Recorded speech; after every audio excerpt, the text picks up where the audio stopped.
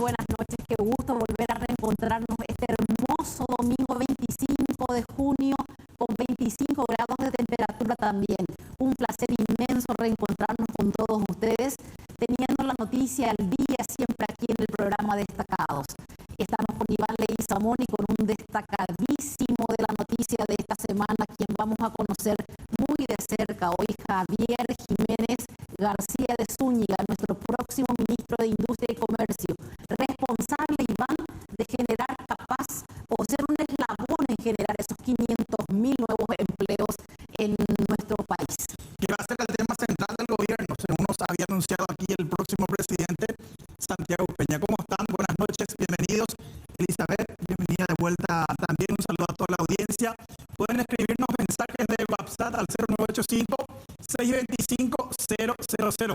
Arrancamos destacados aquí por C9. Y queríamos decirles que hoy sí pueden escribirnos bastante, porque vamos a estar hablando en primer lugar con Javier Jiménez García de Zúñiga para saber qué hacer con ese 70-80% de pequeñas empresas que tienen que formalizarse para generar mayor cantidad de empleo formal dentro de nuestro país.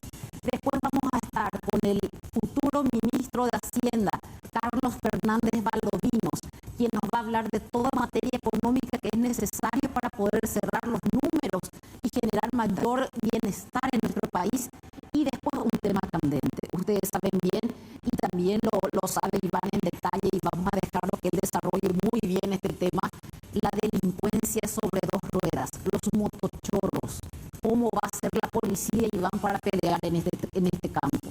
Un ámbito que también el próximo gobierno debe atender y de manera urgente. Vamos a desarrollar también aquí con el director general de la Policía Nacional y con el propio jefe del grupo Lince. ¿Qué pasó con esta unidad especializada? Empezó con todo, sin embargo, aparentemente fue quedándose por el camino. Las causas, los motivos, también vamos a abordar aquí esta noche. Y bueno, ahora nos queda saludar a nuestro invitado, pero antes de saludar al invitado, yo dije, me voy a tomar el atrevimiento. Le pedí permiso, Iván, ¿verdad? Iván, le pedí permiso. Quiero saludar muy especialmente a mi mamá. Mi mamá está de cumpleaños hoy, así es que, mami, te envío un abrazo enorme. Todo lo que soy y todo lo que tengo te lo debo a vos. Así es que te envío un abrazo enorme. Muchísimas gracias por haber dado todo por mí. Y te envío un cariño inmenso que llegue hasta el fondo de tu corazón. También a Cielito Díaz Galván, mi sobrinita que está de cumpleaños hoy, un beso enorme para ella. Y a Margarita, que me maquilló hoy, que está de cumpleaños también, dejó todo para estar conmigo a las 3. Muchísimas felicidades.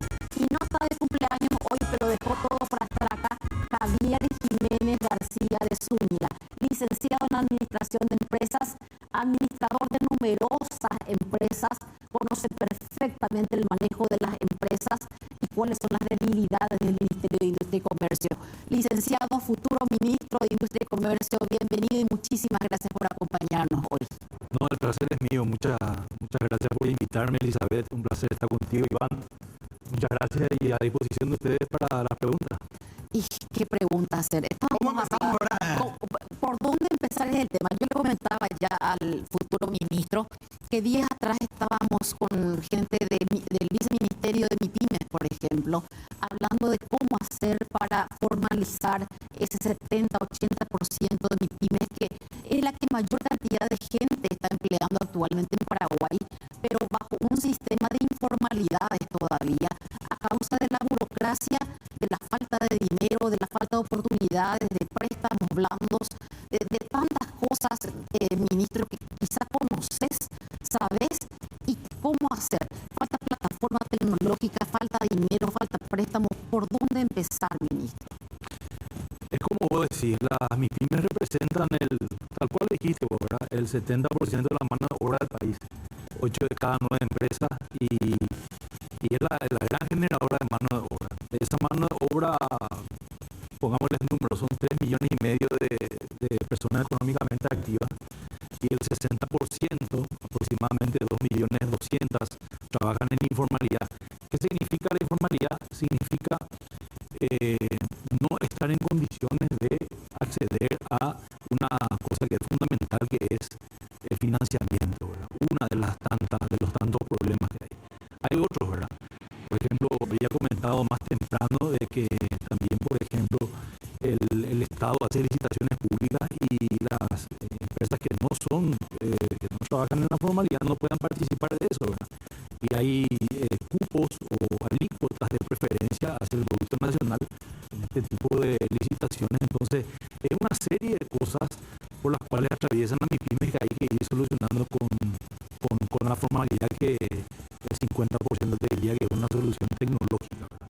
Cuando se habilitó la ventanilla para la habilitación de las empresas de acciones simplificadas, que es una de las herramientas, el número de empresas inscritas pasó de 250 a 1500. Imagínate vos. Entonces, vos le das a la gente, vos le das a la micro, pequeña y mediana empresa, vos le das las herramientas, le das las condiciones y ellos se ponen a la altura, ¿verdad? Es una cosa que quieren porque trae beneficios.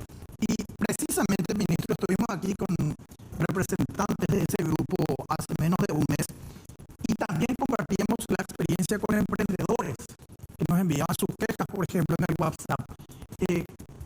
Hay un programa, un proyecto de corto plazo para acortar los plazos, simplificar el proceso, porque ¿qué es lo que anunciaba la mayor cantidad de personas? Dice, somos emprendedores, queremos formalizarnos, pero nos encontramos con muchísimos obstáculos. ¿Cómo van a tratar de solucionar eso en esta primera parte de la gestión?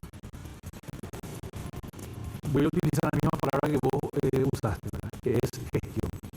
Lo que nosotros estamos tratando de hacer es ya, y acuérdense que todavía no entré en el ministerio, ¿verdad? Conozco desde afuera, pero ya estamos conformando un equipo, ya estamos en una conversación de transición, pero todo realmente se basa en la gestión. La tecnología va a ayudar mucho, sin lugar a dudas. Existen también una estrategia de salir a buscar créditos de organismos multilaterales para atacar específicamente ese problema. Lo hablamos fuera de cámara, ¿verdad? Me comentaba Elizabeth y conoce muy bien también de la realidad, y vos también, Iván, sobre que también es un ministerio con una tremenda importancia para la economía y la generación de empleo, pero paradójicamente es un presupuesto muy limitado, ¿verdad? Entonces, no solamente hay que hacer un trabajo de eficiencia en la gestión, sino también salir a buscar los recursos, pero gracias a Dios el ambiente que está habiendo es muy propicio para que podamos solucionar los problemas. No sé, ustedes que cubren también la parte económica y están al tanto de la realidad, no sé si ustedes están sintiendo de que hay como aires de mucha esperanza de lo que se viene, y eso a su vez significa también que la vara está alta. El mismo presidente de la República, ustedes saben que puso una vara muy alta al poner 500.000 empleos en 5 años, lo cual a uno le exige, ¿verdad? Pero como te dije, es una combinación de gestión y el momento que estamos atravesando para aprovechar la oportunidad. Sin duda alguna, uno habla de necesidad de avances tecnológicos. Yo creo que podemos conseguir créditos no reembolsables de apoyo técnico, diríamos, de distintos países que puedan brindar bases de datos para simplificar los trámites de formalización. Pero además de la formalización, ministro, se me hace necesario que también tenga que haber créditos blandos. Se está pensando en créditos blandos en un monto importante, con años de gracia para las MIPYMES en este caso.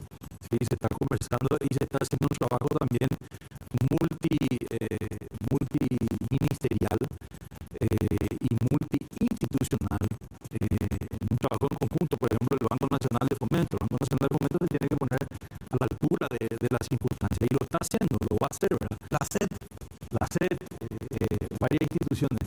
La orden del presidente es esa. Yo te aseguro, Elizabeth, y lo digo fuera de toda broma, de que cada 10 reuniones que hay todavía en el gabinete que íbamos a conformar, de cada 10 reuniones yo diría que 7 o 8 el presidente lidera la agenda económica. Él está sobre ese tema.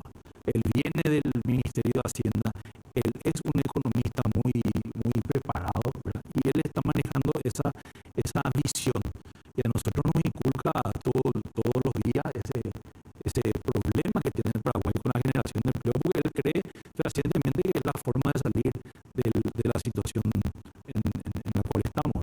Usted sabe también de que hay un problema que se presenta muchas veces, ya que habló hace un ratito nada más de contrataciones públicas.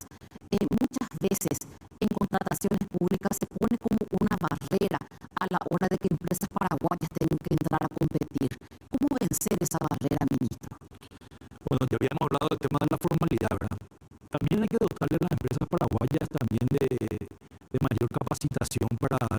importación de productos de mejor calidad, ¿verdad? Ese también es otro de los ejes principales del ministerio, ¿verdad? Las empresas paraguayas en el rubro licitaciones tienen alícuotas de preferencia, y eso es algo muy sano, eso es algo que hay que mantener para darle chance a la empresa paraguaya de competir en igualdad de condiciones, muchas veces con productos que vienen de afuera y que se manejan en países también que practican lamentablemente política de subsidio, ¿verdad? ¿Cómo va a competir el Paraguay en determinados rubros y determinados productos con importaciones que se hacen en países que practican muy fuerte ese tipo de política? China, por ejemplo. sí. Entonces, estamos abocados a eso. Ministro, dijo usted el gabinete que estamos conformando. Precisamente, ¿cómo llegó usted a él? Si puede explicar a la gente que por ahí tal vez no lo conoce. ¿Viene directamente ahora del sector privado? ¿Alguna vez trabajó en el sector público? No, es la primera vez. Yo tengo 25 años de experiencia, 26 años de experiencia en el sector privado. Me crucé mucho con el presidente de la República desde este lado del mostrador, en distintas empresas, en distintos gremios también, en donde compartíamos la realidad, y él siempre fue una persona muy abierta y muy interesada en lo que pasa en la vida real, digamos yo, en la parte privada, porque muchas veces cuando uno está sentado en el sector público durante tanto tiempo necesita bajarse a tierra y hablar con la gente, y es lo que él hacía no solamente conmigo, con muchos empresarios, y siempre estaba al teléfono preguntando realidades del sector. Por ejemplo, yo vengo del sector portuario, te había comentado que vengo de una empresa familiar que ya tiene 70 años en el rubro portuario, y ese es que Jical S.A. O sea, usted ahora dejó Jical para pasar a ser ministro. Yo renuncié al directorio de todas las empresas. De todas las empresas. Ahora me voy a dedicar exclusivamente al sector público, y te decía de que de ahí mi relación con él, ¿verdad? Esta relación, vamos a entrar en la parte de la argelería, ¿verdad? O sea, tratando de prever un poco toda esa parte. Mucho se habla de las puertas giratorias, ¿verdad? Entonces, se habló con el caso de Claudia Jiménez, se puede hablar del caso de información privilegiada que se pueda manejar en el Ministerio de Industria después. Ese tipo de cosas se descartan en todo caso, ministro, también, ¿verdad? Bueno, yo las empresas de las cuales participo, ¿verdad? Participé porque ahora ya renuncié al directorio de la misma, yo ya las tenía hace años, ¿verdad? Entonces, el caso de la puerta giratoria, la ley de puerta giratoria, yo sinceramente no entiendo muy bien cuál es el objetivo. A veces yo pienso dentro de mí mismo y digo, ¿no será que estamos haciendo una ley justamente para impedir que buenas personas entren al sector público? No estoy entendiendo muy bien el objetivo, porque si yo voy a hacer algo en el área de televisión, por ejemplo, te voy a llamar a vos, Elizabeth, te voy a llamar a vos, Iván, pero si hay una ley que dice que después vos no venías a trabajar al sector público y después no podés volver a la televisión, ¿qué me vas a decir?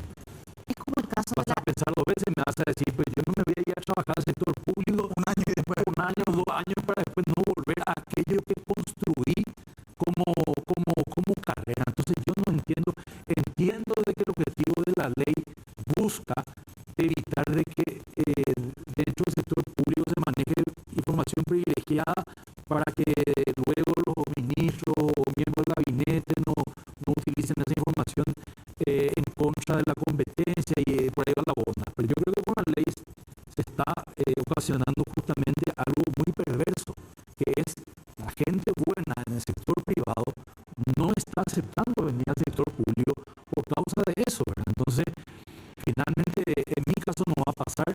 Finalmente cuestiono un poco entiendo lo que persigue, pero no sé si es la mejor forma.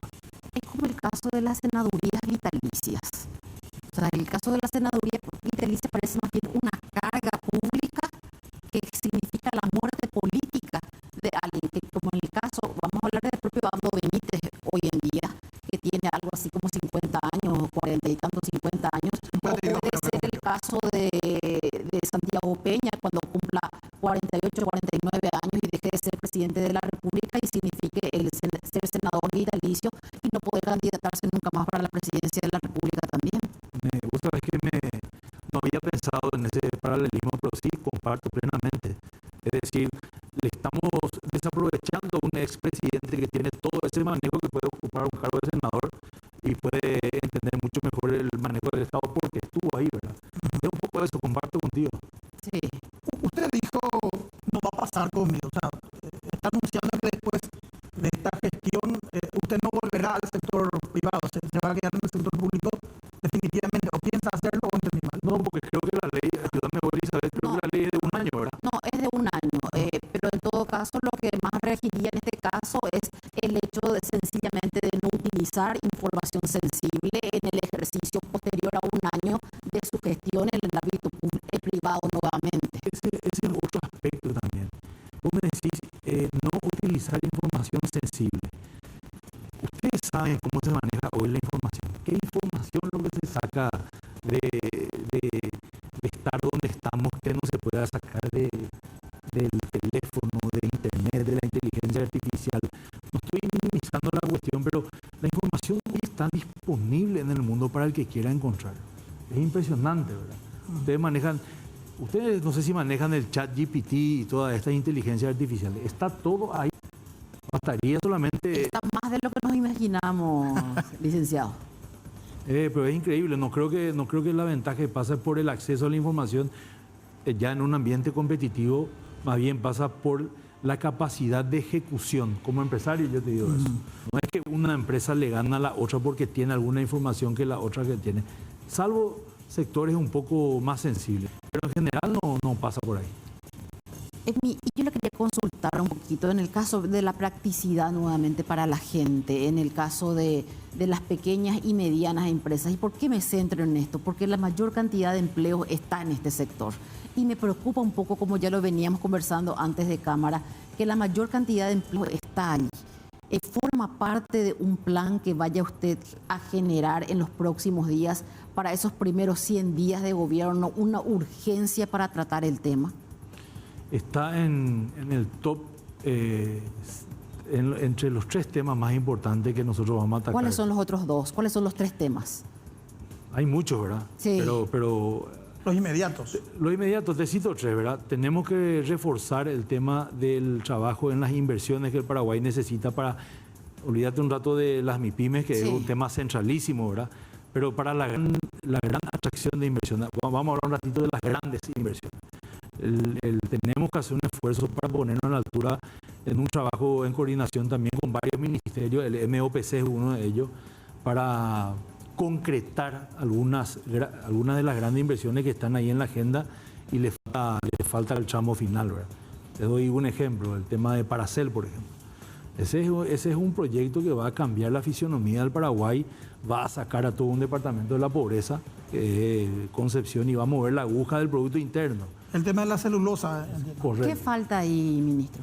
Y falta que el gobierno haga algunas inversiones importantes, como por ejemplo la hidrovía, ¿verdad? Tenemos que, si la planta se va a instalar en Concepción, es porque quiere utilizar la vía navegable, que es el río Paraguay, y el río Paraguay hoy necesita de trabajos de dragado para que pueda ser navegable 365 días al año, ¿verdad? Pero más que el tema del dragado, a mí el tema hidrovía me preocupa, ministro, desde el punto de vista de la tarifa impuesta también.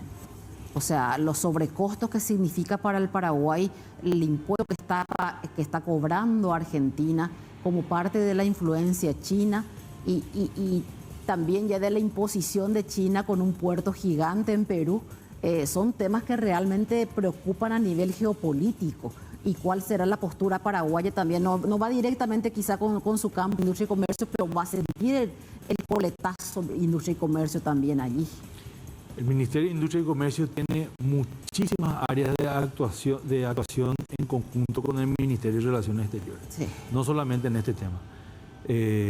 Ya está el Ministro de Relaciones Exteriores trabajando en intentar solucionar el problema del peaje que está cobrando Argentina, totalmente fuera de lo que dicta el Tratado de Vías Navegables, que en términos simples, ¿verdad? Lo que hace es obliga a que los países, si van a cobrar alguna tarifa, tengan la anuencia, tengan la concordancia de los demás países. Claro. O si no, reina el caos. Si Argentina cobra un peaje, Paraguay cobra un peaje, son 5 países, Bolivia decide cobrar Uruguay y Brasil, vos tenés Para desalentar tremendamente. Exactamente, y está escrito en el tratado, ¿verdad? Argentina tomó esa postura alegando trabajos que el Paraguay rechazó, alegando trabajos de mantenimiento de la hidrovía, pero lo está haciendo de una manera fuera de lo que dicta el tratado y al gobierno le preocupa. Está en la agenda del presidente. ¿Y los otros dos temas, ministro? Los otros dos temas relacionados a sus prioridades, a las tres prioridades que habíamos hablado del foco la hidrovía y la celulosa en Concepción. Habíamos hablado de MIPYMES y de las acciones en cuanto a inversiones para la grande atracción de inversiones en Paraguay. Te puedo citar otro que para el Ministerio de Industria va a ser una prioridad: el combate a la burocracia. Habíamos hablado de eso. A la gente hay que darle los recursos para que pueda trabajar libremente. Es la mayor queja que hay, de hecho. Correcto. No puede ser que en los años en que estamos sigamos recorriendo pasillos y buscando sellos a los papeles. Te había dado el caso específico de la empresa de acciones simplificadas. Y así hay varias otras medidas. Nosotros tenemos que combatir la burocracia. Pero no tiene que ser solo del Ministerio de Industria y Comercio, tiene que ser con las otras instituciones, porque de repente uno va y presenta rápido en Industria y Comercio, pero resulta que uno de los requisitos es algún tipo de impuesto inmobiliario y para pagar en la municipalidad es 500 años, 500 guaraníes y una serie de trámites que hacer que hacen que de luego se desaliente el trámite ante el ministerio o ministro. Y se desalienta también la formalización. Así mismo. Que el tema de la formalización pasa por la conveniencia también. Si vos le decías a la gente formalizate y le llenas de cargas y luego no le das los beneficios de la formalización y la persona de a pie te dice, pero ¿y yo qué gano con todo esto? ¿Verdad? Me está traspasando todos las trabas, pero no me está dando los beneficios. Y ese es el orden que tenemos que realizar. Grandes temas, ministro. Le agradezco infinitamente el tiempo que se tomó para estar con nosotros aquí y yo cordialmente ya le quiero anticipar y invitar nuevamente para que podamos seguir hablando porque hay muchísimo tema realmente que desarrollar con usted. Es un tema clave, es un sector sensible, la gente depende de lo que usted haga y el éxito, como suelo decirle a muchos de los que vienen acá a destacados, el éxito suyo será el éxito de la gente posteriormente. Así que muchísimas gracias y mucho éxito. Elizabeth, muchas gracias, Iván. Gracias. Muchísimas gracias. Nosotros estamos ya en contacto con Fernanda porque otro de los temas que dijimos que vamos a estar planteando hoy es la inseguridad y tengo entendido que Fernanda está ya por la zona de Segunda y Montevideo más o menos mostrándonos una zona bastante álgida y del cual ya vamos a estar hablando con la gente de la Policía Nacional. Fernanda Chamorro, adelante. Es así, Elizabeth, ¿qué tal? El saludo para Iván también, para todos los televidentes. Quiero que se fijen en esta zona específicamente de Roma, Cuarta Proyectada, como se conoce, Cuarta Proyectada y Montevideo, sin colocar nosotros ni la luz de la cámara. Estamos mostrando así, al natural podemos decir cómo luce esta calle y principalmente hacia donde estábamos apuntando primero. Una oscuridad impresionante y por lo general cuando se dan hechos de inseguridad en esta zona principalmente y en otros puntos también, por qué no decirlo de Asunción y Central, estamos hablando de que uno de los ingredientes principales suele ser esto. Fíjense, una oscuridad pero bastante importante en esta zona, no así en las esquinas. Recorríamos ahí lo que es Colón y donde empieza Cuarta, donde empieza la calle Roma. Allí hay una lumínica importante, pero en esta zona que justamente coincide donde hay una parada de buses, lastimosamente la historia no es la misma. Es una zona bastante oscura y en donde ya se han registrado hechos de asaltos, hechos de robos también en las inmediaciones. Estábamos comentando aquí con el compañero Derlis también, que varios hechos de personas allegadas también han ocurrido en este lugar.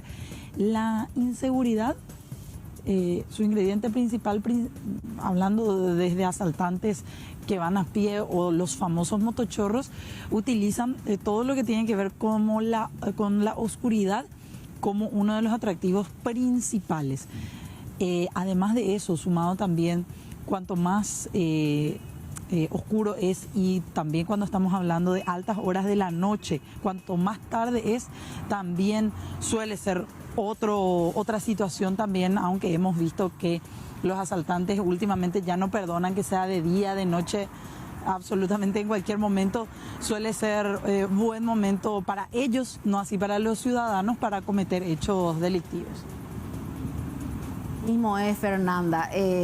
Yo fui víctima en estos días nada más de los mundajá.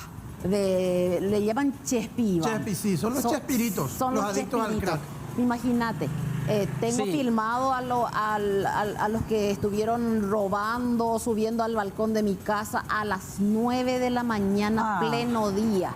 Y a la noche ni qué decir. Así es que vamos a estar hablando y tratando un poco de la delincuencia sobre dos ruedas, en este caso los motochorros, que no dudan ni un segundo en robar lo que sea y hasta matar, como fue el caso de los guardias de seguridad también. Y esta zona, Elizabeth y Fernanda, les cuento, vamos a anécdota también. Esta era una zona en la que en mi época de estudiante universitario esperábamos el colectivo ahí para volver a casa. Pero guarayoñe, pero la motochorro. Pues sí, de su facultad, Wicane, Ore. Sí. Y de la línea 30 la putada de donde ve. Eran motociclistas que ya en esa época empezaron a saltar y nada cambió.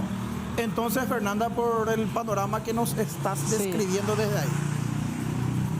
Iván, quiero nomás también a modo de anécdota contar, sumar a las de ustedes, para nada agradables. Día feriado. A mí me tocó, por cuestiones de la vida, venir caminando por la otra parte de Roma, que sería ya un poco más cerca, por así decir, de la avenida Carlos Antonio López, ahí donde podemos apuntar ahí con el compañero Derlis a hacer zoom. Fíjense la oscuridad de esa parte donde empieza la calle Roma y se une con la que creo que es todavía Doctor Mallorquín. Mallorquín es la siguiente calle que le cruza. Ahí hay una oscuridad pero impresionante.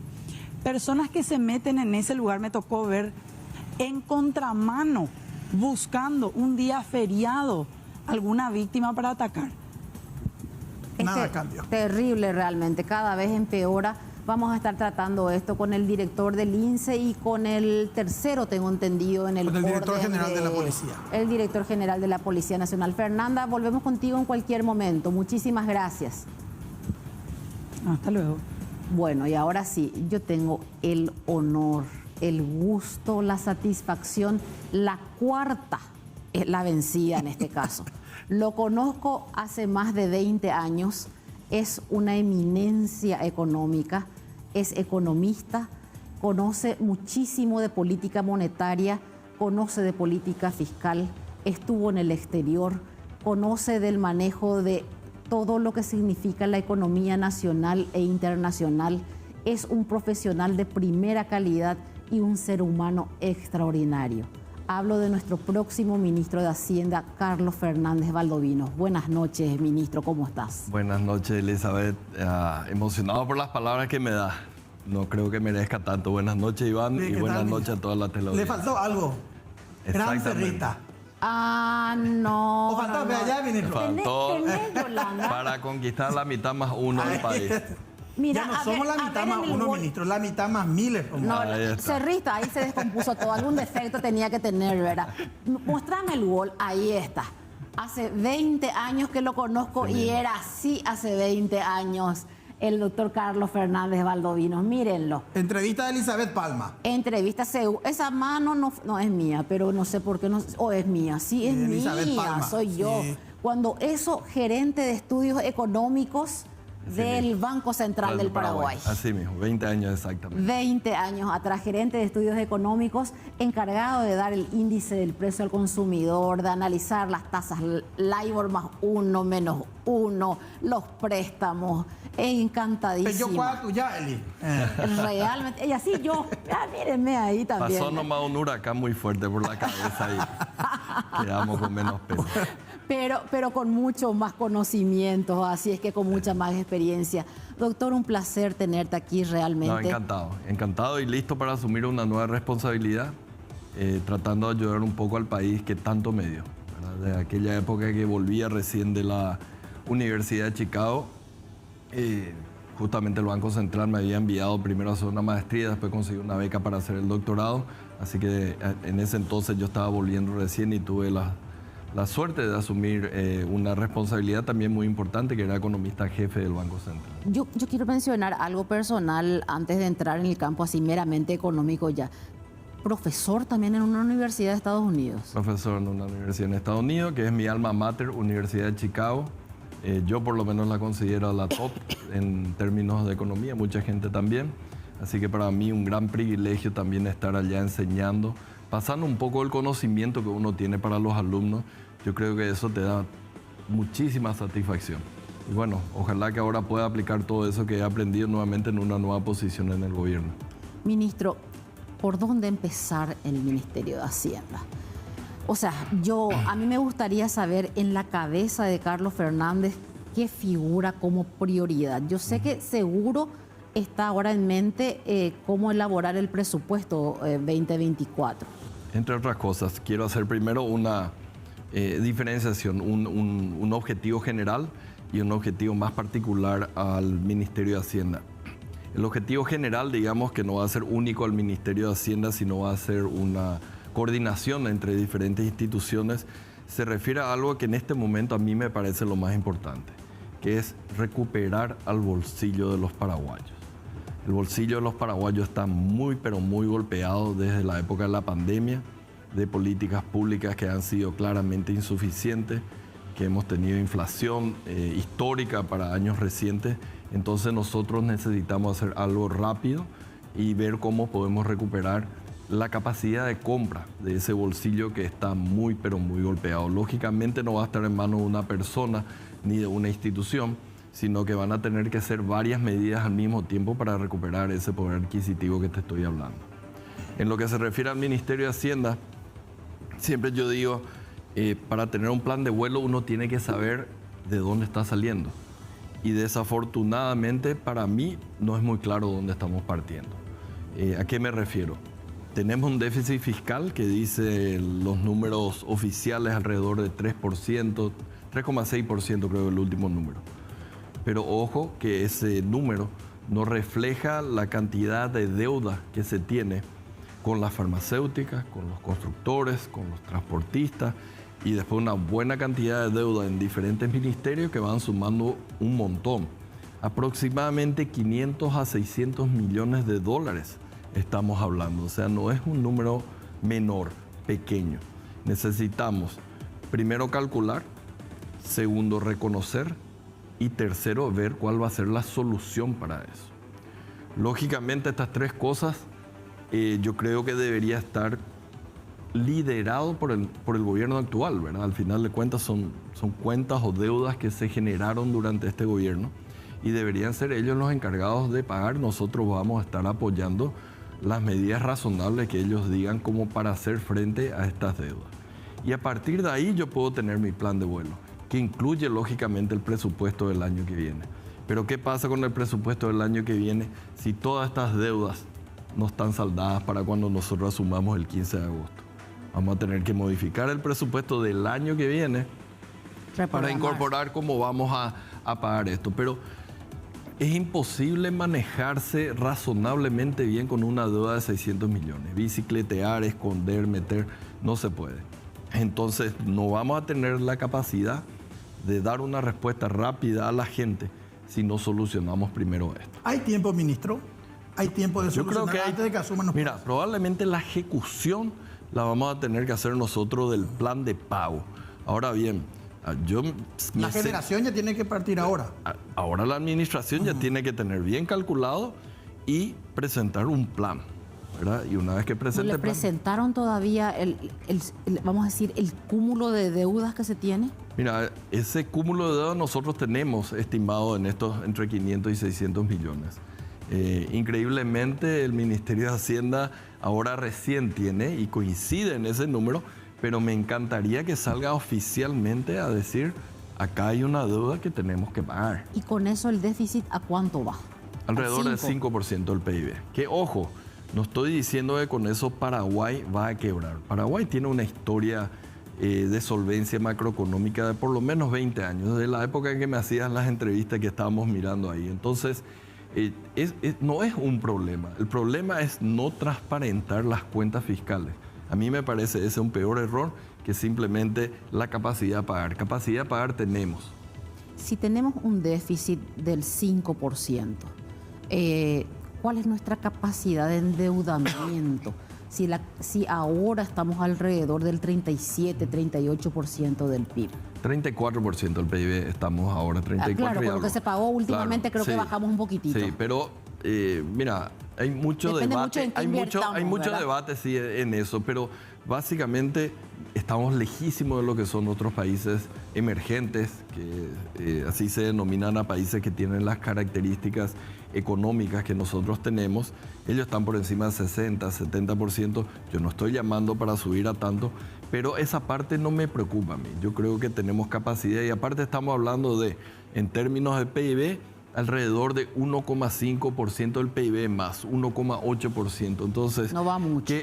Que sea 38 en vez de 36 o 39 en vez de 37 no cambia mucho la ecuación todavía, hay mucha capacidad de pago. Por eso en unas declaraciones que decía, hay que reconocer que el déficit es 5% y no por eso Paraguay va a quebrar. No, imposible por 1,5% del PIB. Ministro, los primeros 100 días, y quiero concentrarme en ese periodo, un poquitito más tal vez. El próximo presidente habló de la revolución de los empleos, 500.000 nuevos puestos de trabajo. Seguramente muy involucrado el Ministerio de Industria, acaba de irse el ministro Jiménez. Dio un enfoque especial al sector de la construcción. Seguramente va a tener mucha participación del MUP, con el ministro Baruja. Y en ese orden, también coincidentemente, casi todas las próximas autoridades nominadas, no sé si decirlo, vienen a quejarse o se quejan del presupuesto limitado que tiene. En ese sentido nomás, y para generar ese impacto político en los primeros 100 días, ¿va a haber instituciones algo así como priorizadas desde el Ministerio de Hacienda para que se puedan generar en esos primeros 100 días las obras que necesita el gobierno? Los primeros 100 días básicamente viene con el presupuesto de este año, con lo cual vamos a ver qué es lo que nos dejan justamente a nosotros como para ejecutar. Ojalá que sean responsables y por lo menos dejen algo. Y con lo que le queda ahí encaja, ministro. Y ahí vamos a tener que hacer una distribución de lo que se pueda. Yo creo que recién... ¿Hay prioridades? No, lógicamente nosotros vamos a empezar con una prioridad que se enfoca básicamente en educación, salud, seguridad, infraestructura, ¿verdad? Eso principalmente. Ahora bien, una cuestión, infraestructura. Ocurrió algo en los últimos años que creo que fue una regresión, no fue una progresión. ¿En qué sentido? Se sigue gastando alrededor de 3% del PIB en obras públicas o en gasto de infraestructura. La diferencia es que ahora el 100% de ese gasto se financia con mayor endeudamiento. ¿Cuál es la diferencia anteriormente? Entre el 2013 y 2018, la mitad solamente se financiaba con mayor endeudamiento, la otra mitad estaba financiada con impuestos.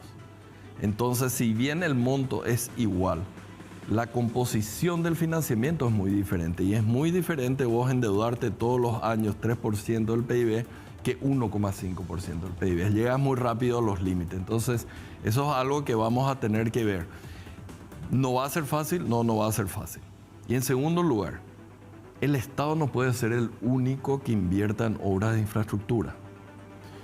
Creo que tenemos un buen ejemplo en términos de eficiencia y de satisfacción del usuario, que es la Ruta 2.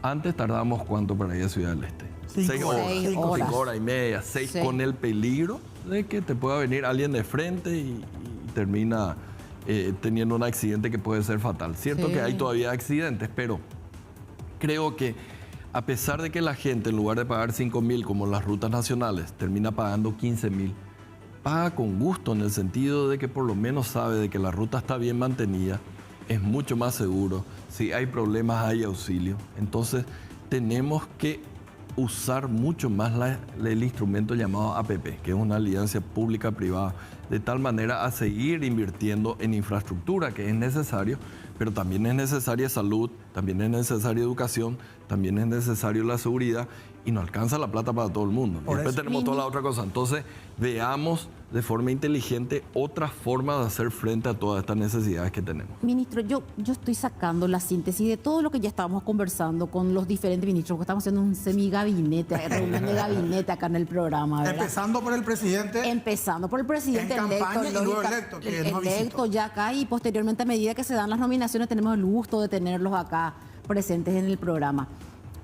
El Estado es el que crea las condiciones propicias para que el sector privado invierta en el país y genere empleo. El Estado no tiene por qué construir, el Estado no tiene por qué brindar servicios que no sean los estrictamente básicos y garantizados en la Constitución Nacional. ¿Puede ser esa la premisa del gobierno de Santiago Peña? Te estoy por llevar como viceministra a vos, porque exactamente es lo que pienso. Yo lo hago en términos un poco más futbolísticos. El Estado es el que se va a encargar de que el campo de juego esté en buenas condiciones, estén marcadas las rayas, las redes, los arcos, etc. Pero quienes van a jugar son los agentes del sector privado. Ellos son los que finalmente van a generar a lo largo del tiempo los empleos que le van a dar una vida más digna a todos los paraguayos. Esta historia de que es el Estado el que te va a encontrar las soluciones, no, por eso yo enfatizaba esas cuestiones en donde sí tiene que estar el Estado, algunos servicios que no se va a poder, digamos, derivar totalmente, que es salud, educación, seguridad, infraestructura, ya hablamos de que se puede hacer, sí. Entonces que el sector privado sea realmente Pero responsable. Ahora, una colita que me queda ahí pendiente. Ya entendemos que toda la parte de inversiones, en lo que no sea una obligación del Estado, vamos a derivar a que haga el sector privado en conveniencia con la gente que se va a beneficiar con estos servicios. ¿Que vamos a tomar préstamos para pagar deudas? Sí, sí, claro, porque, a ver, si vos te fijas, porque no nos da la plata. No nos da la plata, pero aparte, acá se malutilizó algo que le llaman bicicleteo, dice. Yo te digo, vamos a suponer, no existe bicicleteo, o sea, vos no podés emitir deuda para pagar deuda. Deuda con deuda, claro. No estoy hablando de intereses. Intereses sí tenés que pagar, los intereses sí tenés que pagar con recursos genuinos, porque si no, te vas al camino del abismo. Pero tampoco se pagó intereses, parece. Bueno, sí, últimamente sí. Por eso. Debemos acá para pagar aquello que debíamos ahí. Bueno, pero solamente el capital. Y te digo por qué. Si vos te fijas en cualquier país del mundo, casi nunca bajan las deudas. O sea, las deudas se mantienen en términos nominales. Si vos lo que haces es comparar deuda sobre PIB y mantenés deuda constante, en la medida que tu PIB crece, ¿qué pasa con el ratio deuda sobre PIB? Va bajando. Va bajando, ¿verdad? Esa es la forma con la cual los países finalmente terminan, digamos, ajustando a niveles más razonables este ratio que es deuda sobre PIB. Pero el monto de deuda, ese monto está ahí y termina en términos nominales y debe Chile, debe Perú, debe Colombia, debe Costa Rica, debe México, ni qué decir todos los países avanzados. Ninguno de esos tiene cero deuda. Y todos ellos hacen el mal llamado bicicleteo. Porque si no hicieran el bicicleteo, por matemática, esa deuda nominal sería cero. Y eso no ocurre. Entonces tenemos que entender un poco cómo funciona también esta cuestión del endeudamiento, que no es para cualquier cosa, es simplemente para gastos de infraestructura, o debería ser para gastos de infraestructura y para este repago del capital. Lastimosamente, recientemente se amplió eso y está incluso para pago de salario, y eso está mal. Eso sí está mal. Gastos rígidos que tienen poco retorno, y eso no se puede, y los países que hicieron eso básicamente terminaron teniendo problemas de endeudamiento. O sea, ¿me podrías confirmar entonces, ministro, que este gobierno tomó préstamos internacionales para pagar salarios y para pagar intereses de deudas contraídas? El dinero es fungible, pero ellos tomaron, digamos, prestado por encima de lo que era necesario para construcciones o inversión pública y para el repago de la deuda. Entonces sí utilizaron. Creo que de los en realidad no fueron 1.600 millones, fueron casi 2.000 millones ese año. De la pandemia. De la pandemia, claro, millones. buena parte de eso se usó también para salarios. No se destinó lo que debería. Me generó... no sé si hubo creo que hubo una excepción en la ley de emergencia. Me generó una curiosidad, ministro. Usted dijo que la seguridad va a formar parte de ese lote de prioridades. Simplemente para adelantarnos al siguiente tema también. La generación de recursos para el combate contra la inseguridad en el gobierno. O sea, ese plan de trabajar con el sector privado, ese modelo, ¿lo tiene que traer el Ministerio del Interior ya directamente o ustedes pueden ayudar algo así como orientando, por lo menos para la generación de recursos, cómo se puede hacer? A ver, yo creo que todos tenemos que salir a buscar estos recursos que sean necesarios para fortalecer, digamos, algo que en su momento fue muy exitoso. Porque eso es urgente, ministro. Que son los linces. Sí, bueno, yo le escuché al ministro del Interior nominado, ¿verdad? Sí. Riera, que hablaba de triplicar la cantidad. Ojalá que podamos hacer eso. ¿Verdad? Probablemente cuando salga el ministro de Salud me va a decir que quiere triplicar el claro, otro. Por eso le Todos vamos a querer triplicar. Yo lo que no quiero es triplicar mi déficit. Entonces, tenemos que ser inteligentes y tener un poco de empatía entre todos los ministros para entender un poco también de que necesitamos dar respuesta, pero no por nos eso sirve. Le preguntamos las prioridades. No nos sirve tampoco a nosotros empezar a gastar como locos, subir el nivel de endeudamiento como loco, gastar en gastos rígidos, que te suba la inflación y finalmente terminamos peor que antes. Pero yo creo que hay margen. Mira, las nacionales podrían ayudar o no. A ver, el modelo de gestión no va por ahí. Por muchos lados viene el modelo de gestión y justamente dijiste una palabra que es clave: gestión. Mucha gente me dice, ¿y dónde va a quitar los recursos? Y te voy a decir, muchas veces hay recursos, lo que pasa es que no se utilizan bien, se malgastan o se hace de manera ineficiente. Dos ejemplos. Uno, acá no tenemos botella de agua, pero si uno ve una botella de agua y cuesta tanto en institución A, otro tanto en institución B, otro tanto en institución C, entonces el mismo bien termina saliendo o teniendo diferentes precios en diferentes instituciones. Eso no puede ser. No puede ser que tengamos precios diferentes. Aparte es súper ineficiente cuando cada una de las instituciones compra por separado. Una cuestión es comprar 20, 20, 20 y otra hacer una licitación por 60, que al comprar en cantidad el precio normalmente debería ser menor. La nueva ley de contrataciones públicas trata justamente de corregir este problema, que se haga, digamos, compra mayorista, así como hacemos en el mercado, o a veces nos vamos al supermercado y está al mayoreo, entonces sale mucho más barato. La segunda cuestión, ¿tenemos o no tenemos recursos? 67 millones de dólares para una licitación para limpieza de sábana. Y hoy saltó otra. Entonces, 67 millones de dólares es mucha plata. Acá o en cualquier lado del mundo. Entonces, hay plata. Se usa mal porque se usa, digamos, para lavado de sábana. No, por ejemplo, porque es un gasto corriente, medicamentos. Entonces, hay mucha ineficiencia, no quiero hablar de corrupción ni nada de eso, pero ineficiencia de la plata que tenemos. Entonces, corrijamos ese mal gasto. Con eso va a sobrar algo de recursos para hacer frente a esta cuestión de inseguridad, a mejorar la construcción de escuelas, a la parte de salud, que se necesitan más medicamentos. Yo confío en de que vamos a poder, digamos, mejorar el manejo de los recursos existentes actualmente. Al final de cuentas, el Estado maneja un 15% del PIB por año. Eso es más 6 mil millones de dólares. No, sí, por ahí. Ahora 10% es 4 mil, 6 mil millones de dólares. Ministro, ¿recomendarías eliminar el FONACIDE o hacer otro sistema para la construcción de aulas y mantenimiento de la infraestructura escolar? Porque FONACIDE, vamos a ser sinceros, se hizo como un toque político para que las intendencias y las gobernaciones sigan manejando los recursos que daban de las binacionales o de Itaipú, ¿verdad? ¿Y cuántos procesados después ¿Cuántos intendentes? procesados no hacen la rendición de cuentas? El Ministerio de Educación no tiene ni un solo guaraní para invertir en aulas. Tenemos más de 9.000 aulas caídas. ¿Qué hacer en ese caso, ya que es una prioridad? Incluso el presidente electo Santiago Peña nos decía que él mismo se iba a encargar del caso de educación. Sí, es importante ayudar, o sea, no voy a poner la mano en el fuego por nadie, incluso hay muchos procesados de que es todo por corrupción, ¿verdad?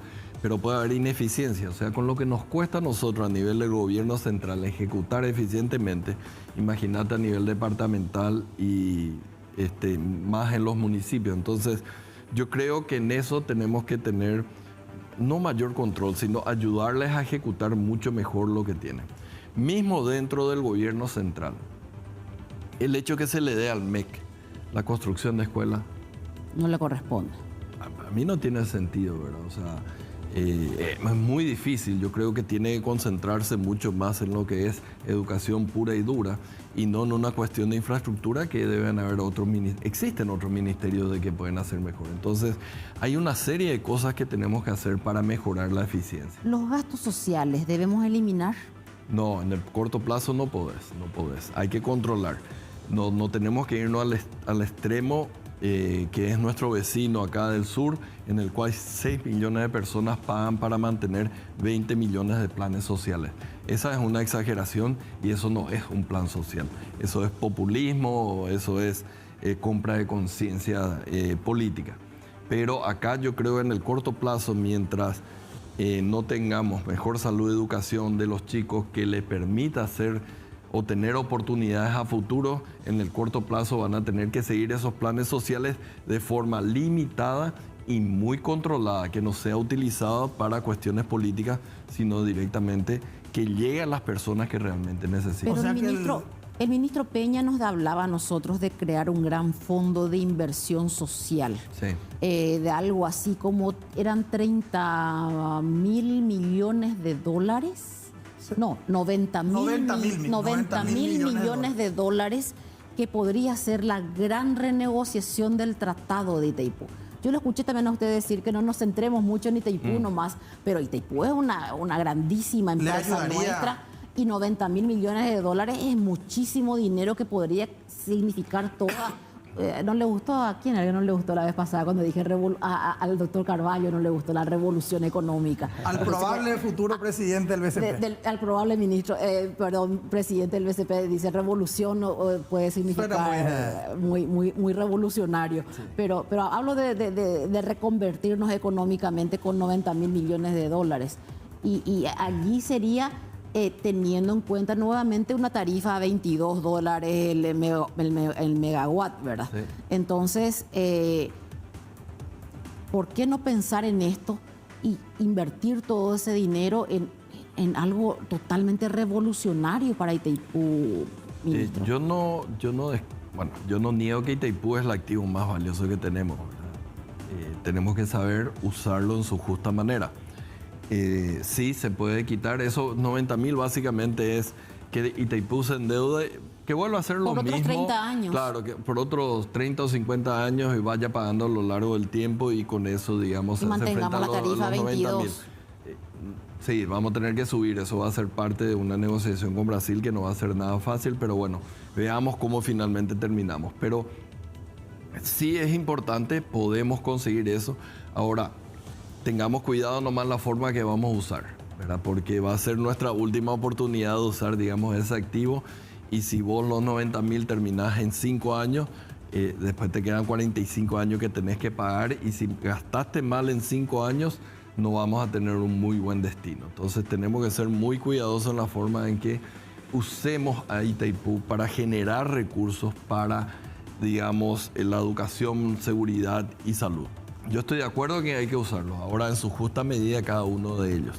La mayor parte de los países más serios para este tipo de activos tienen algo que se llaman fondos soberanos, que son fondos que tienen ahí por si ocurra algún evento que se necesite contingente, ¿verdad? Y entonces hay un auxilio y en lugar de salir a endeudarse mucho más, hay un problema, en lugar de salir a endeudarse más, utilizan parte del fondo soberano. Pero con nuestro político ya veo eso. Por eso hay muchas cosas que tenemos. Mucho control ahí.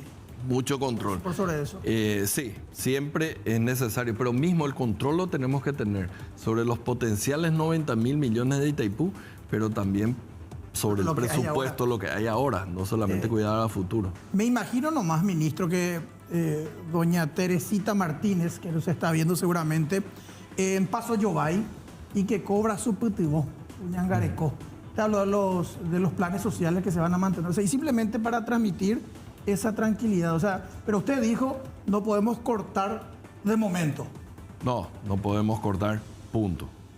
no se corta. No, en absoluto. O sea, doña Teresita, don Fermín, todos los que O sea, si no son tenemos- beneficiados ahora, en el próximo gobierno van a seguir haciendo. Si no tenemos empatía por aquellos que más necesitan, bueno, entonces no somos buenos seres humanos. Creo que así enviamos un mensaje de tranquilidad a esa Yo gente. creo de que acá una cuestión, todo lo que hagamos, justamente, no es para tener buenos números en estadísticas oficiales o para que nos suban la calificación de riesgo soberano. Acá lo que se va a hacer es porque queremos que los 7 millones de paraguayos estén mejor. El objetivo, como dije en el primer momento, es recuperar el bolsillo de las personas. Ese es el objetivo y vamos a tener que trabajar entre muchas instituciones para eso.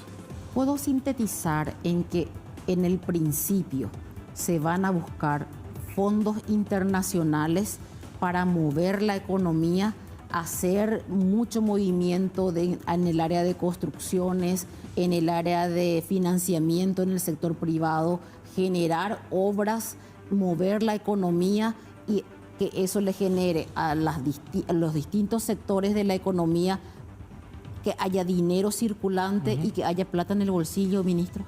Sí, pero pueden haber más cosas, ¿verdad? ¿Cómo qué? Por ejemplo, una de las cuestiones que tenemos que ver es qué vamos a hacer con los combustibles.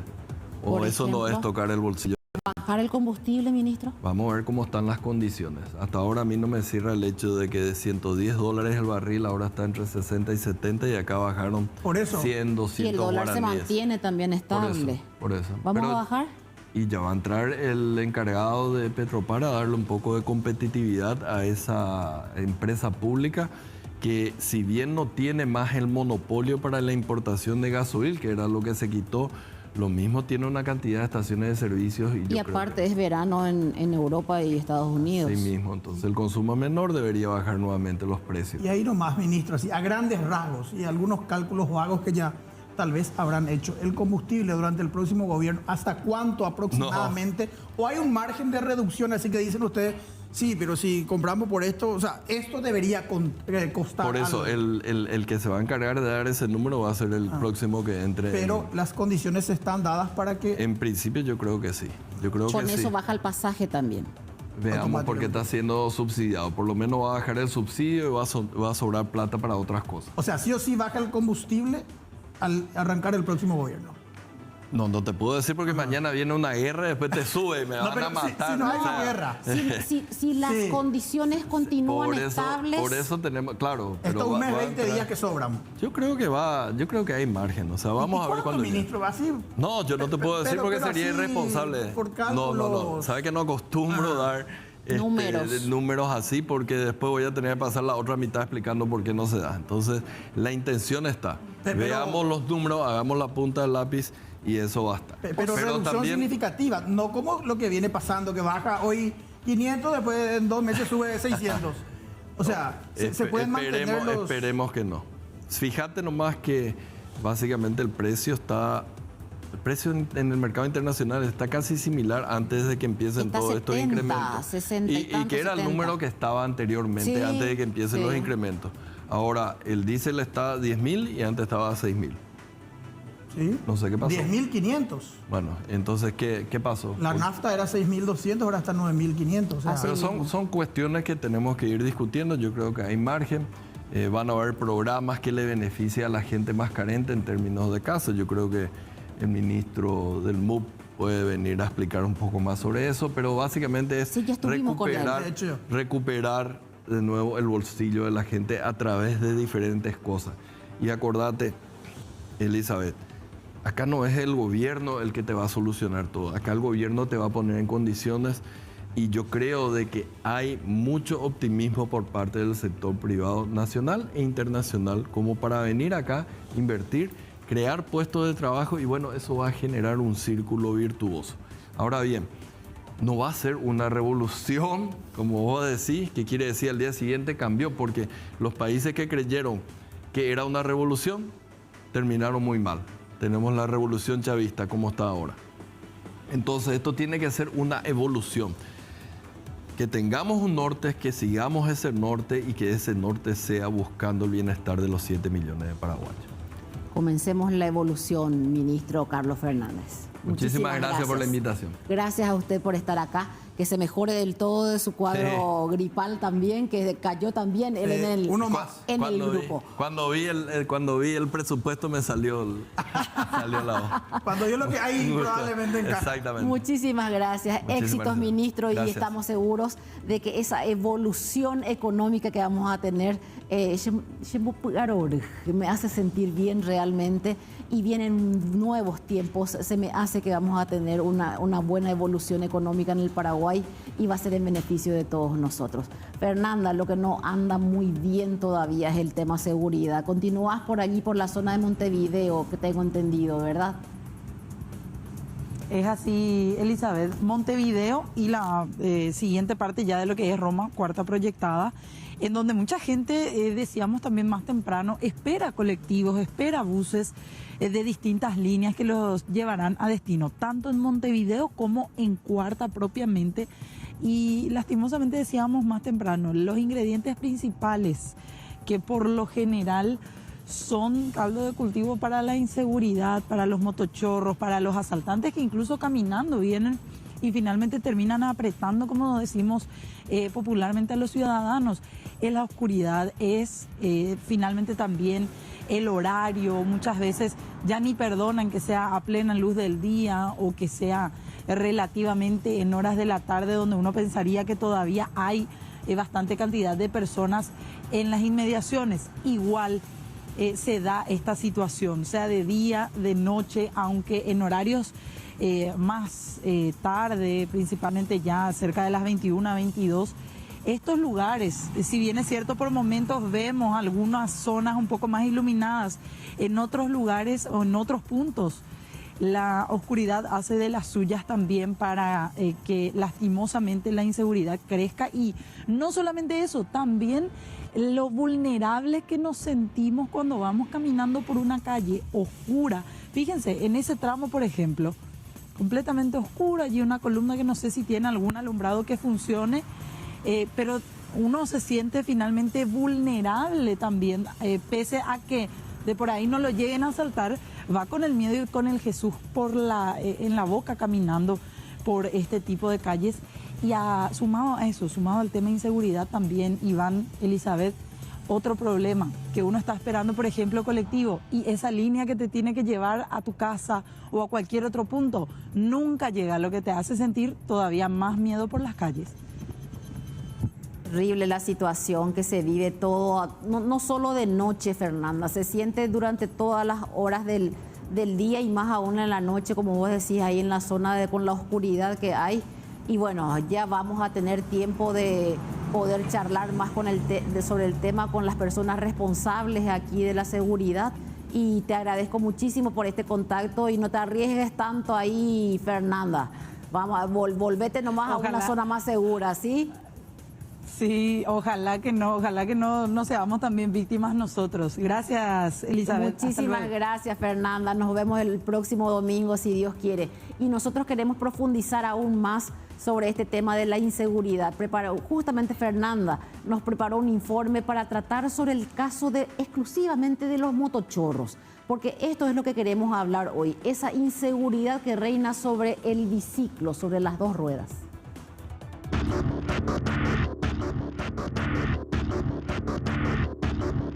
Cada día en nuestro país ocurren en promedio 5,9 asaltos perpetrados por motochorros, según la Policía Nacional. Es decir, alrededor de un asalto cada 4 horas, en los que delincuentes motorizados a punta de algún arma intimidan, violentan y se llevan las pertenencias de sus víctimas, en algunos casos con muerte de por medio.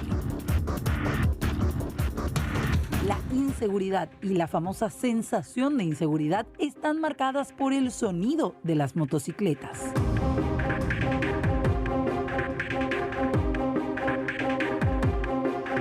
El fenómeno del motochorro habría iniciado alrededor del 2005 en la región, en Colombia y México. Después, la modalidad se expandió a Argentina y al Paraguay. El término mismo surge en el vecino país, derivado de las palabras motocicleta y chorro, es decir, ladrón. En el 2022 hubo más de 2.100 robos con esta modalidad delictiva y los meses preferidos por los motochorros fueron agosto, diciembre y septiembre. La mayoría ocurrieron en Central y el Alto Paraná.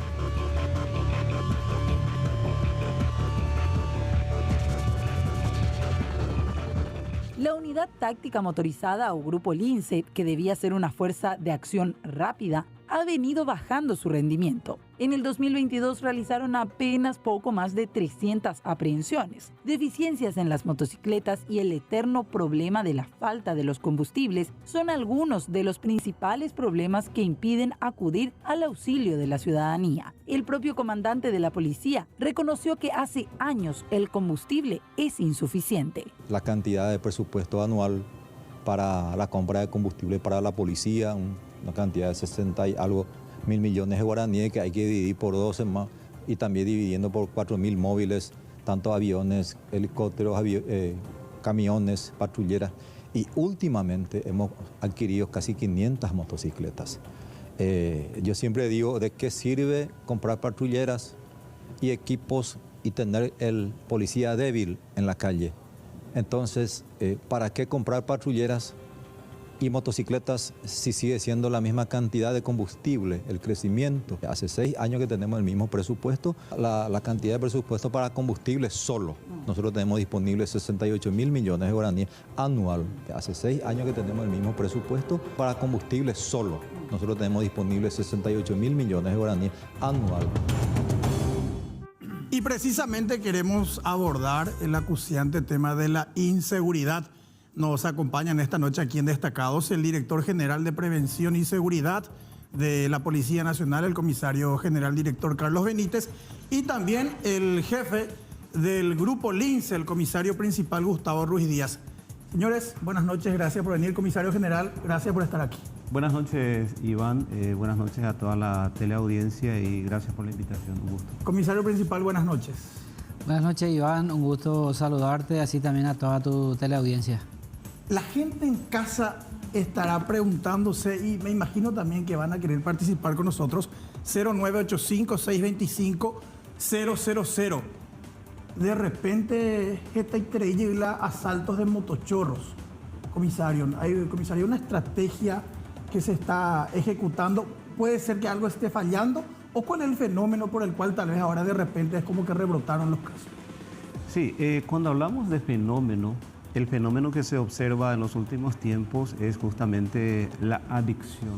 La adicción que está relacionada directamente con los hechos punibles que se realizan, digamos, particularmente en la vía pública, lo que vemos prácticamente cada día. La mayoría de las personas que en estos casos son aprehendidas o detenidas tienen esa particularidad, esa característica de que está bajo ciertos efectos de algún tipo de estupefacientes. Amén de eso, lo que nosotros vemos también es de que hay muchos elementos de este tipo que son reincidentes. Ya el personal policial que aprehende o detiene a estas personas sabe de que o una vez, al menos por una vez o por varias veces ya pasó por esa dependencia policial. Pero si vamos a hablar de este fenómeno que está directamente vinculado o relacionado con los hechos punibles, y cuando hablamos también de personas que delinquen con motocicletas, hablamos directamente de lo que son los adictos, en este caso, los que consumen algún tipo de estupefaciente. La mayoría tienen esa particularidad. Un caballito de batalla de la policía y que en un momento hasta generó aprobación masiva es precisamente el Grupo de Operaciones Tácticas, conocido como Grupo Lince, la Unidad de Operaciones Tácticas Motorizada. Estamos con su titular, el comisario principal Ruiz Díaz. Si tendríamos que hacer, comisario, una especie de evaluación acerca de aquel momento cuando arrancó con suceso la aplicación del Grupo Lince y ahora. ¿Hay situación, Peña y comisario? ¿Hay menos cantidad de motos?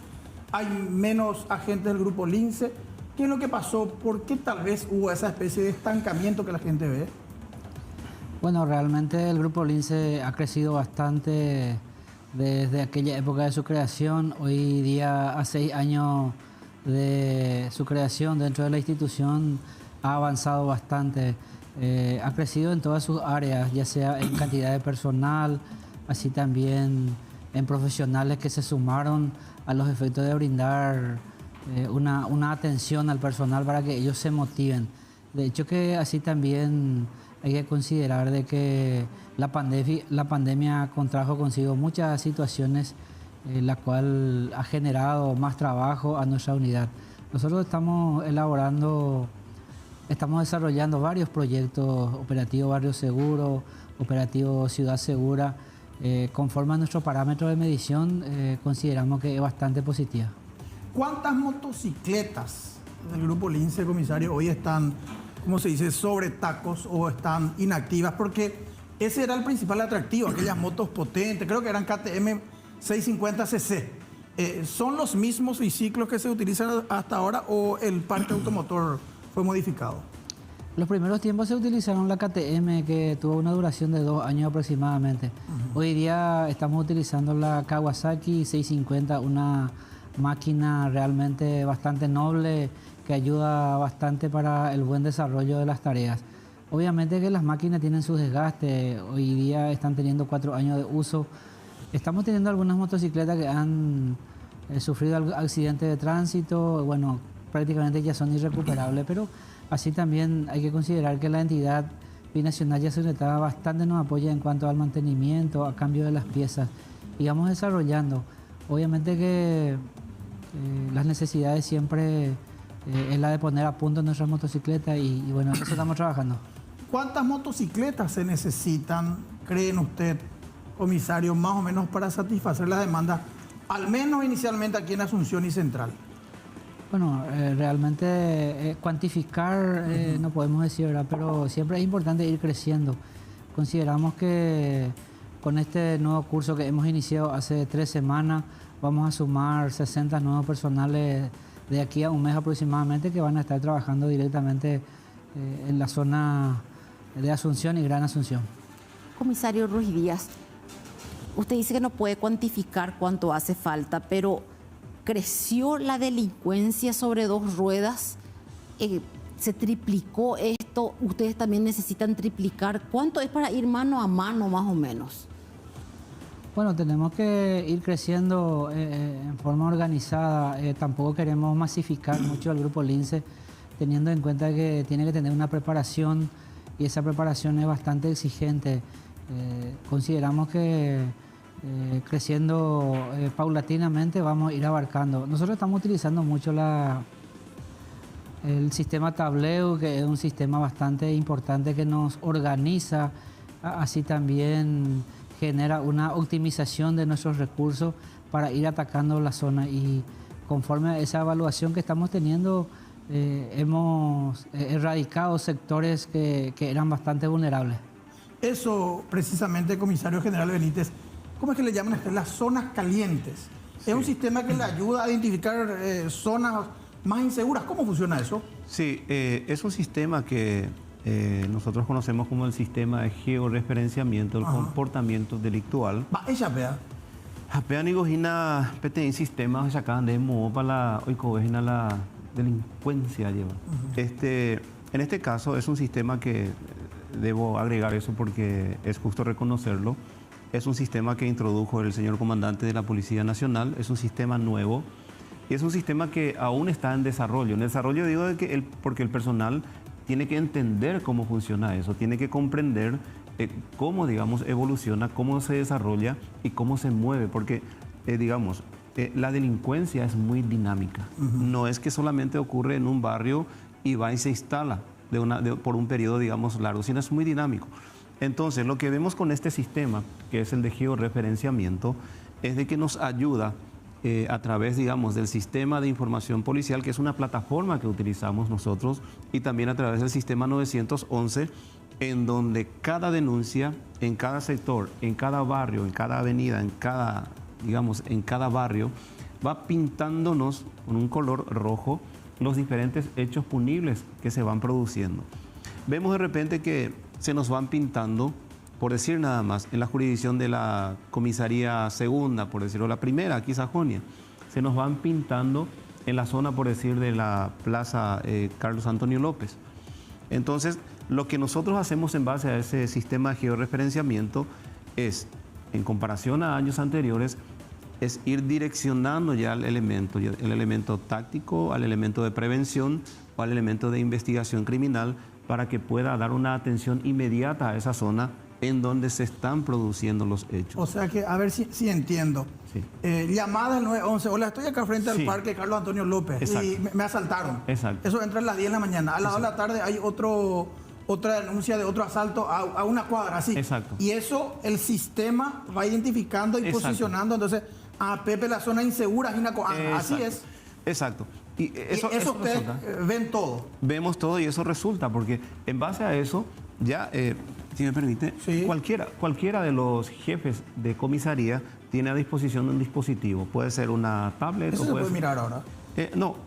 yo no tengo aquí en este mismo no tengo, pero lo que sí digo, pongamos de ejemplo, puede tener una Claro. tablet o un dispositivo inteligente o un celular. Acá, Barrio Y Sajonia, tiene- hoy hay mucha... Exacto, tiene. Entonces, él al amanecer Ajá. consulta su dispositivo y le dice que Sajonia está con tal o cual cantidad de hechos punibles. Entonces, automáticamente se despliega el mapa jurisdiccional y le va indicando con los puntos rojos dónde se está concentrando la mayor cantidad de hechos punibles. Entonces, el jefe de comisaría, en vez de sacar a su patrulla, en vez de sacar a sus hombres, digamos como lo hacían antes, a ciegas por decir, hoy día direcciona. Y créanme de que tiene éxito, porque nosotros en base a eso, con la ayuda del INSE o con la ayuda, digamos, del personal de la jurisdicción y también de investigación criminal, llegamos a esos sitios y hacemos una tarea, por un lado, o de vigilancia o por otro lado, la tarea preventiva, y hay personas aprehendidas o detenidas. Y eso, por ejemplo, la ciudadanía común no podría también saber. ¿Por qué? Porque la Z Tarojina la hace trabajo y Jarebe. Y yo sé que en el barrio Sajonia, hoy, está marcando como zona caliente. Yo también ya me voy a cuidar. O si yo tengo que irme a barrio Recoleta. Evitas ir Claro, ahí. y por ejemplo, la policía está teniendo a Recoleta en ese momento como zona caliente. O sea, hay cuadro, cuando hacemos ahí la Recoleta y no me voy a arriesgar a que me asalten. Eso es difícil compartir con la ciudadanía. Es una cuestión que sí podemos discutir. De hecho, cuando hablo de sí podemos discutir, podemos nosotros poner en la mesa de trabajo.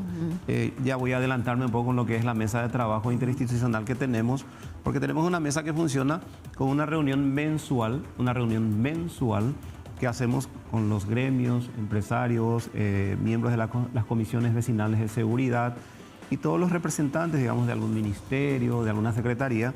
Y es una mesa grande de trabajo que llevamos adelante en la Comandancia de la Policía Nacional. Es porque nosotros tenemos el trabajo, digamos, diario que hacemos, que es el problema que tratamos de solucionar, que es el problema de forma. El problema de forma en cuanto al procedimiento, a la patrulla o a la prevención que hacemos, el trabajo de forma. Pero con esta mesa que tenemos hoy día y que va, digamos, liderado por el señor comandante de la Policía Nacional, lo que hacemos es ir ya a buscar el problema de fondo. ¿De dónde vienen los problemas? ¿El por qué está ocurriendo? Entonces, esta mesa de trabajo, llevamos ya unas 4 reuniones y ha avanzado bastante en ese aspecto. Pero todavía va a llegar tiempo, yo me imagino, comisario. Queremos compartir los mensajes de WhatsApp, porque me parece importante lo que dice la gente, que es la que siente directamente en carne propia. Dice, yo viajo del interior de Carapeguá y viajo a las 4:30 o 5 de la mañana. Ya me asaltaron 3 veces.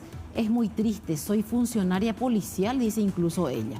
A ver, otro mensaje. 0985-625-000. Yo tengo una pregunta. ¿Se puede controlar a toda persona que utiliza moto en el sentido de pedir documento y con eso se puede arrestar a muchos delincuentes? Porque estos motoasaltantes no tienen miedo porque nadie les controla. Soy una madre preocupada de Luque. Se les puede controlar, comisario, ¿verdad? Sí. Hay una disyuntiva. Porque ahí también las disposiciones de que una sola persona puede ir o dos nomás, o con casco, o hay una serie de medidas. Hay una disyuntiva en ese aspecto. Yo no sé si ustedes recordarán también de que la policía anteriormente hacía el trabajo de control. No hablo solamente de las barreras, sino hablo del control aleatorio que usualmente la policía suele hacer. Y hasta hace muy poco tiempo las quejas arreciaban en cuanto a que la policía estaba violando ciertos derechos. Inclusive habían personas que llevaban adelante, digamos, marchas, manifestaciones diciendo de que la policía molestaba con esos controles. Hoy día estamos trabajando dentro de una de las estrategias que tiene que ver con eso, Estamos trabajando y llevando adelante nuevamente con el Departamento Central, el comisario general Osvaldo López, que está manejando muy bien el grupo y hace este tipo de controles. Y también aquí en Asunción con el comisario general Rubén Paredes, que también está haciendo, yo creo que el mismo canal suele pasar, digamos, las incursiones y los controles que hacen de ese tipo, pero se está volviendo recién a este tipo de trabajo, porque, reitero una vez más, entramos en una disyuntiva o en una discusión de que habían personas que llevaban adelante, digamos, marchas o movilizaciones o protestas porque la policía, entre comillas, violaba su derecho a la libre circulación. Pues estamos todos locos, comisario, sinceramente. Las barreras habían sido prohibidas luego de aquel secuestro que sufrió una pareja brasileña frente al puesto policial de la colonia Torín en Caaguazú. Comisario Ruiz Díaz, ¿cuáles son las ciudades donde mayor trabajo tiene el INSE? Mola, Luque, Capiatá siempre se dice, pero la Omba hace dejable la Lince. ¿Cuál es la ciudad que le tiene a mal traer a sus agentes? Realmente la zona central ha crecido bastante, ya sea en población, en comercios y bueno, el patrullaje del Lince acentuamos siempre más en esa zona, tratando de acompañar a la ciudadanía. Entendemos que esa zona hay personas disponiendo de dineros en efectivo o valores, entonces el personal Lince acentúa mayor presencia en esa zona. ¿Cuáles son? Y bueno, por citar ciudades. Por decir, siempre están en primer lugar la zona de mayor movimiento, San Lorenzo, Luque, Fernando, Areguá, Capiatá. Y bueno, realmente hay que considerar que esos crecimientos también tienen sus efectos donde hay mayor circulación de gente. ¿El cupo de combustible de una motocicleta del grupo Lince por día, de cuánto es, comisario? Bueno, realmente nosotros tenemos el apoyo de la Itaipú, especialmente en materia de provisión de combustible, donde nos habilitan algunas estaciones de servicio y nosotros vamos y llenamos el tanque, ¿verdad? Hay diferencia en la carga en una moto y en otra conforme al uso que se le da a diario. Entonces, por suerte en esa parte nosotros no estamos debilitados. Si pueden mandar Lince o policías, o sea, policías de otras unidades, quiere decir, para la parada de colectivo zona segunda proyectada, ya van 2 veces que veo patrulleras con policía, pero ellos están durmiendo dentro del vehículo. Dice una queja, necesitamos más seguridad, por favor. Otro mensaje, 0985-625-000. En Mariano Roque Alonso, al costado del depósito de Feria Asunción, viven unos adictos. Es un peligro pasar por ahí y para el barrio mismo. Estos mensajes me imagino que son tipo referencia para ustedes, comisario, ¿verdad? Sí, son referencias, de hecho, que estoy prestando atención y haciendo, digamos, una anotación mental de todo esto, porque es de suma utilidad, porque también ayuda a nosotros, al jefe de prevención o al jefe de comisaría, para ir diagramando un poco la tarea que va a realizar en la semana. Gustavo Ruiz Díaz estaba hablando del tema de las motocicletas, ¿verdad? De hecho que nosotros tenemos ese interés, esa intención de que el INSE vaya creciendo. La señora Elizabeth también está mencionando esto, pero hay que recordar también de que necesitamos, ya que hablamos también de combustible, hace años que tenemos el mismo presupuesto en cuanto a combustible, pero el mismo combustible que ellos están utilizando se mantiene con un mismo presupuesto, pero con la diferencia de que el costo en cuanto a lo que es el combustible se ha elevado, digamos, casi en un 100% en algunos casos. Entonces, cada mes tienen menor recorrido, por decir, porque es el mismo presupuesto. No es ninguna queja, sino solamente estoy mencionando de que muchas veces hay gente que se queja de que ve menos recorrido del INSE o de otro elemento motorizado de la policía. Vemos menos en realidad. Acá, comisario, me parece interesante, perdón que te interrumpa, pero dice, para disminuir los motochorros en los demás países se implementó que a partir de cierta hora esté prohibido el uso de la moto con acompañante. Sí, vamos al caso concreto, por ejemplo, de Colombia, que lo han hecho Colombia. Creo que también en algún momento Argentina ensayó eso, pero al final del día la gente recurre otra vez a lo que dice su Constitución Nacional o sus leyes en cuanto a la libertad de utilizar tal o cual móvil. Se puede hacer, se puede hacer.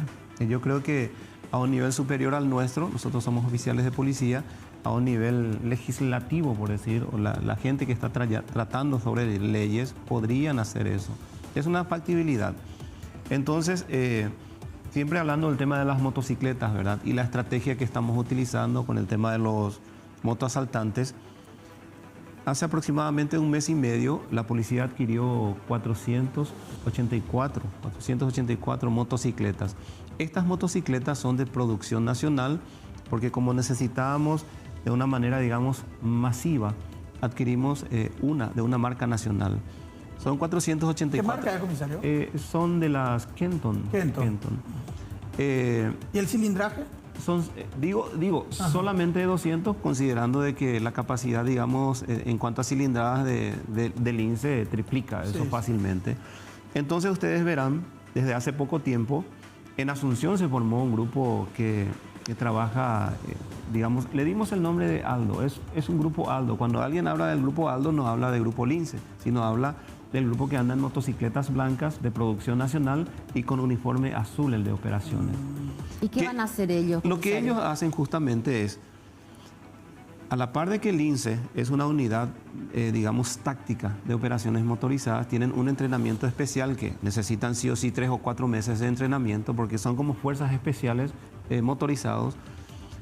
Paralelamente, esta gente de prevención y seguridad que utiliza esa motocicleta, reitero que es de producción nacional, es fácil diferenciar, lo que ellos hacen es una tarea, justamente la de prevención, la de ir, digamos, cubriendo lo que es la jurisdicción de cada comisaría. Tienen una base en Asunción, pero ustedes verán también de que tiene un solo ocupante.